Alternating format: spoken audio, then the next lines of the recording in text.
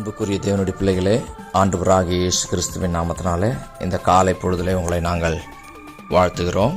இந்த நாளுக்குரிய ஆண்டவருடைய வார்த்தையை நாம் வாசிப்போம். மத்தேயு 14வது அதிகாரம் 31வது வசனம். உடனே இயேசு கையை நீட்டி அவனை பிடித்து, அற்ப விசுவாசியே, ஏன் சந்தேகப்பட்டாய் என்றார். இயேசுவானவர் கடலின் மேல் நடந்து வருகிறார். அதை பார்த்தவுடன் பேதுருவும் கடலின் மேல் நடக்க வேண்டும் என்று ஆசைப்படுகிறான். ஆண்டவரிடத்தில் கேட்கிறான், ஆண்டவரே நடக்கட்டுமா? அவர் நடந்தவாறு சொன்னவுடன் இவன் கடலின் மேல் நடந்து வந்து கொண்டிருக்கிறான். திடீரென்று அந்த இடத்துல காற்று பலமாக இருக்கிறதை கண்டு அவன் பயந்து, நான் அமிழ்ந்து போகிறேன் என்று நினைத்து, ஆண்டவரே என்னை ரட்சியும் என்று அவன் கூப்பிடுகிறான். அதுவரை கடலின் மேல் தான் நடந்து வந்தான். அவனால் முடியாத செயல், ஆனால் நடந்து வந்து கொண்டிருக்கிறான். காற்று பலமாயிருக்கிற சூழலை அவன் பார்க்கிறான். நாம் சூழல்களை பார்த்து கொண்டிருப்போம், ஆனால் தேவனுடைய அதிசய செயலை பார்க்க முடியாது. தேவனுடைய அதிசய செயலை பார்த்து கொண்டிருப்போம், ஆனால் சூழல்களை பார்க்க முடியாது. நம்மை சுற்றி நடக்கிற சூழல்களை பார்க்க போகிறோமா, தேவனுடைய அதிசய செயல்களை நாம் பார்க்க போகிறோமா என்பதுதான் நம்முடைய வாழ்க்கை எப்படி இருக்க போகிறது என்பதை நிர்ணயிக்கிறது. நம்முடைய சூழல்கள் ஆண்டவருடைய பிரசன்னத்திற்கு நம்முடைய கண்களை குருடாக்கிவிடும். நம்மை சுற்றி நடக்கிற சூழல்கள் நம்முடைய விசுவாசத்தை ஒன்றுமில்லாமல் உருகுலைய பண்ணிவிடும். நம்முடைய சூழல்கள் ஆண்டவருக்குள் முன்னேறி செல்லாதபடிக்கு பிரச்சனைகளுக்குள்ளாக அமிழ்ந்துவிடும்.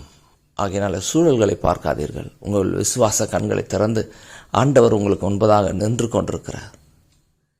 ஆண்டவர் இந்த பிரச்சனையிலே உங்களோடு கூட தான் நின்று கொண்டிருக்கிறார். ஆண்டவர் நம்மை மூழ்கி போக விட மாட்டார். நம்முடைய பிரச்சனைகள் மீது நடப்பதற்கு நமக்கு உதவி செய்வார்.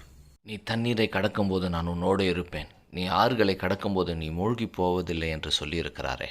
ஆகையினால நம்முடைய வாழ்க்கையில் அவ்வப்போது வருகிற பலத்த காற்றை கண்டு, பலத்த முழக்கங்களை கண்டு, கடலை கண்டு நாம் பயப்பட தேவையில்லை. இயேசுவானவர் நம்மோடு கூட தான் இருக்கிறார். இந்த சூழல்களில் நான் மூழ்கி போக மாட்டேன், இந்த சூழல்களில் என்னுடைய வாழ்க்கை முடிந்து விடாது, இதை கடப்பதற்கு இயேசுவானவர் உதவி செய்வார். எப்பொழுது அவன் சந்தேகப்பட்டானோ அப்பொழுது அந்த கடலுக்குள்ளே அவன் மூழ்க தொடங்கினான். உடனே இயேசுவானவர் அவனுடைய கையை பிடித்து தூக்கிவிட்டார். நாம் சூழல்களை பார்த்து கொண்டிருக்கிறவர்களுக்கு பதற்றங்களும், இந்த சூழல்களை நாம் மூழ்கி விடுவோம் என்கிற எண்ணங்களும் தான் வரும்.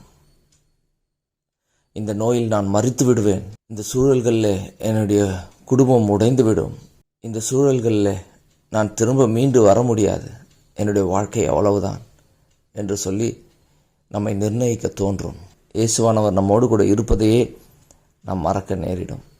ஆகையினால நம்மை சுற்றி இருக்கிற சூழல்களை பார்க்காதபடிக்கு இயேசுவை மட்டும் பார்த்து கொண்டு, இந்த விசுவாசத்தை நாம் பிடித்து கொண்டு துளியேனும் சந்தேகப்படாமல், இயேசுவானவர் என்னோடு கூட இருக்கிறார் இந்த கடலின் மேல் நடப்பதற்கு, அவர் தான் என்னை நடந்து வர சொன்னார், உறுதியான விசுவாசத்தோடு கூட கடந்து செல்வோம். கர்த்தர் தாமே நம்மை ஆசீர்வதிப்பாராக.